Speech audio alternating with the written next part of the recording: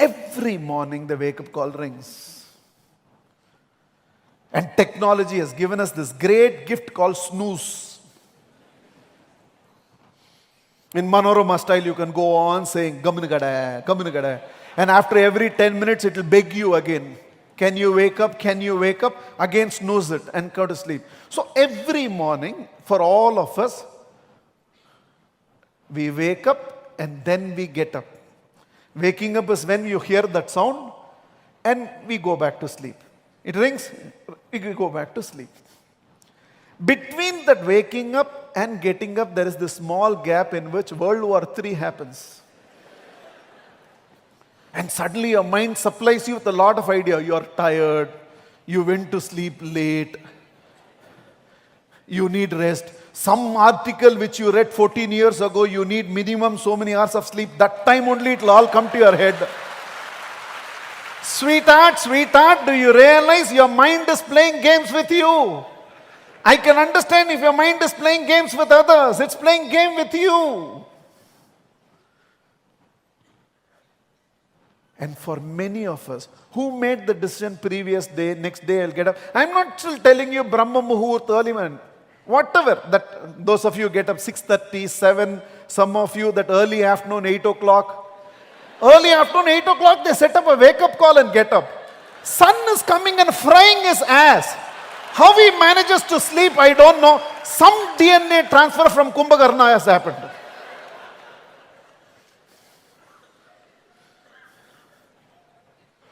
You decide the time.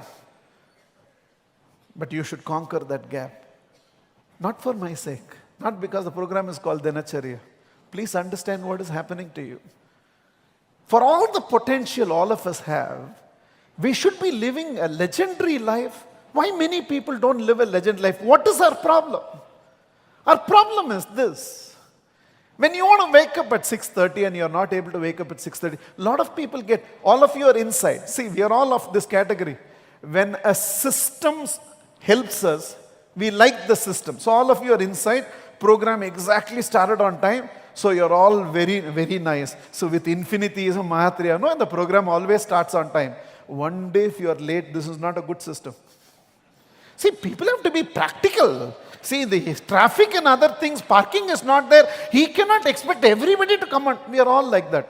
When the same system victimizes you, it's a wrong system. When flight takes off on time, it's very nice airlines. When you get delayed and you run to the counter and they say gate is closed, you start talking about customer service, customer support. You should not take immediately because now you missed the flight. No, so it's a wrong system. When you go on right, when somebody else in the neighboring house has bribed and done some deviation by which his window and your window, or you can put your hand inside his house, that is wrong. But when you want to have deviation and you find somebody will take bribe and approve your plan, Allah manishan.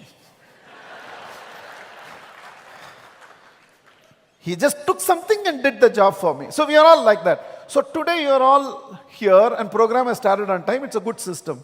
What you don't know is what's happening outside. Some of them are cursing me with bad words. They are shouting at me. They are saying we'll take him to task. Let's see in future how he is doing a program. One minister will be there who would not have been allowed.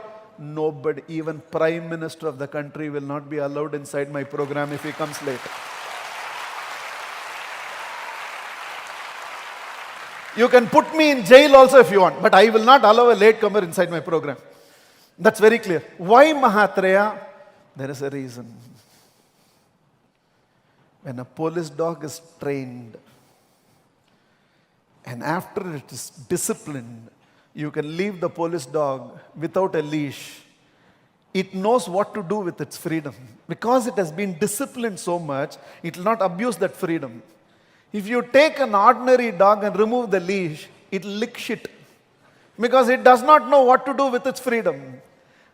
When the train is running on the track, enjoying its enormous freedom, disciplined by the track, there is value to the train. It's called bullet train. When it leaves the track and runs, there's no value to that freedom. When the river is running within the banks, everybody benefits. When it goes outside the banks, it's called floods, it's destructive. We all know, who knows better than us? When that beach comes up to this and goes back, we all go and stand there. One day it decided to come, called tsunami. When that kite is flying there, disciplined by the thread at this end, in the discipline, the kite ku mariyada. The moment the discipline goes, that freedom has no value. It is just a piece of paper. It's not a kite anymore. For all the potential India has, if for 10 years we can discipline this country, we got freedom without getting disciplined. For a typical Indian, freedom is he can piss wherever he wants. That's freedom illada. That's abuse of freedom. For 10 years, if we can discipline this country and then give it the freedom, we will not know what to do with the freedom. Right now, we are abusing the freedom because we have never been disciplined enough. And part of my exercise to restore this country to greatness is all my programs have to start on time. Latecomer will not be allowed. I don't care who it is. And latecomer will not be allowed is not my way of disrespecting a latecomer, gentlemen. Latecomer will not be allowed inside the program is my way of showing respect to all of you who come on time. If people can come whenever they want and sit, and he will be a VIP. Most of the latecomers are VIPs. He will not come and carefully sit there. He has to sit in the front row. And by the time he comes and does all this and people have, the whole flow of the program will be disturbed. So it has to start on time. I think my request to people, there is a reason behind it. When you cannot come for a 10:30 program by 10:30, you decide the previous night you want to wake up at 7 o'clock, and 7 o'clock the wake-up call rings and you're not able to wake up. You snooze and wake up at 7:20. At the outset, it seems nothing is happening, but tremendous damage is happening. So when you set a goal saying that I'll build a 100 crore organization, your own mind doubts you. Potential is there, but your own mind doubts you. You know how it doubts you? You can't even get up at 7 o'clock when you want to get up at 7 o'clock. You will achieve 100 crores. You can't even go to a place at 10:30 when you have to be there at 10:30. You think you will achieve at 10 crores. You know what your mind is asking you? If you can't even control what you can control, how are you going to achieve things which are beyond your control? If the enemy is outside, you can be helped. If the enemy is inside, how can you be helped? Somebody is carrying a knife and chasing you to stab. I can come in between and save you. Of course, if you're worth it. You're carrying a knife and running to stab yourself. Who can help you? When the enemy is outside, all these speeches will help you. When the enemy is inside, even he cannot help you. So when your mind starts doubting you, and it doubts you, when you say, I will come by 7 o'clock and you're not able to come by 7 o'clock, it doubts you. When you want to wake up at a time and you cannot wake up at a time, it doubts you. And over a period of time, we build a lot of subconscious doubts, and so much subconscious doubts that we have built. Now when you want to achieve something very big in life, even if everybody around you believes you can, your own inside doubts you and asks you this question, that you can't even get up at a time at which you want to get up. You think you will be able to achieve all this, and when your mind has doubted you, there's no, even if everybody believes you, but if your own subconscious does not believe in you, you're not going anywhere in life. Even if nobody believes you, but if your subconscious is ready to believe in you, even God cannot stop you from achieving what you want to achieve in life. And you build this subconscious belief. How do I build this subconscious belief?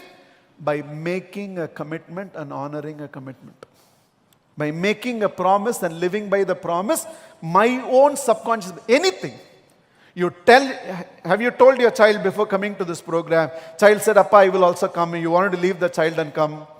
You don't want the child to hear that Mahatriya called you Duryodhana of a different degree. So you left the child and came.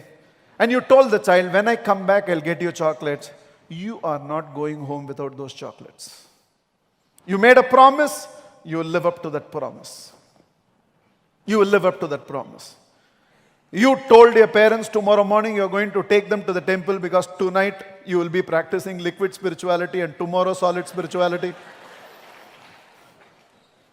But somewhere, nth round, your head weight went up. But because you made a commitment to your parents, you will take them to the temple tomorrow. No matter what happens, you will take them to the temple tomorrow. You made a commitment and you will honor this commitment. If when I was telling you that the next 365 days, no matter what happens, you will obey the traffic laws, and your head has nodded, no matter what. Not for my sake. You live through that for 1 year, your subconscious belief goes up. From starting tomorrow, every day, you decide this is the time I will wake up and get up. Conquer that gap. Sleepy, sleepy, go. But get out of the bed. Get out. Draw the body. Crawl. But get out. And within a few days, you will find your own subconscious belief is making you believe in yourself. And it will be stunning to see the sort of results you will be able to produce. Small changes. That in transformation domain, there is nothing called small transformation. Every small change held long enough, it's a monumental transformation. Begin from where you can begin. Begin somewhere.